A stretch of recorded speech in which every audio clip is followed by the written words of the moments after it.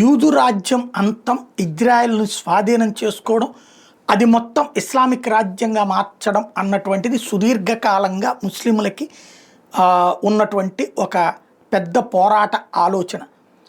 అందులో భాగంగా దాన్ని ఆచరణలో పెట్టేందుకు ప్రయత్నించడం కాకుండా అసలు దాంతో స్నేహం చేస్తే బెటర్ కదా అని సున్నీ ముస్లిం సామాజిక వర్గాలకు చెందినటువంటి సౌదీ అరేబియా దగ్గర నుంచి అరబ్ దేశాలు, ఒపెక్ దేశాలు ఇజ్రాయెల్తో స్నేహం చేస్తూ ఉంటే, లేదు దాన్ని అంతం చేయడం అనేటటువంటిది మా పంతం అంటూ ఇరాన్ ఏదైతే లెబనాన్ ద్వారా, యెమెన్ ద్వారా, అట్లాగే పాలస్తీనా ద్వారా, సిరియా ద్వారా దాన్ని నిరంతరం చెడగొట్టే ప్రయత్నం చేస్తున్నది.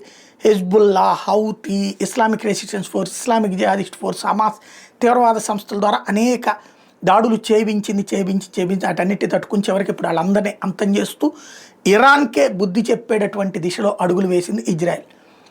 ఆ సందర్భంగా ఇరాన్ రిటాలియేషన్ ఫెయిల్ అయ్యింది. అయితే ఒక 10% సక్సెస్ అయింది. ఆ 10% ఏంటి? హైపర్సోనిక్ మిస్సైల్స్ని ఇజ్రాయెల్ లోపల ఉన్నటువంటి చోట్లకి పేల్చగలిగింది. సరైన GPS సిస్టమ్ లేకపోవడం వల్ల నిర్దేశిత లక్ష్యాలను కాకుండా గాల్లో గుడ్డెద్దు చేలో పడ్డట్టు వేస్తే కొన్ని దెబ్బతిన్నటువంటి పరిస్థితి ఉంది.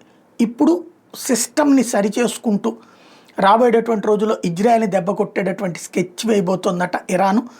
భారీ యుద్ధానికి సిద్ధమవుతోందట. అది రేపు డిసెంబర్ నాటికి, ఈ నెల ఎండింగ్ కానీ లేదా డిసెంబర్లో కానీ జరుగుతుంది అన్నటువంటి విషయాన్ని ఇప్పుడు తాజాగా కరెంట్ రిపోర్టింగ్స్ చేసేటటువంటి కరెంట్ అఫైర్స్ రిపోర్టింగ్ చేసే అంతర్జాతీయ నిపుణులు అనుమానం వ్యక్తం చేస్తున్నారు ఇరాన్ ధోరణిని చూస్తే.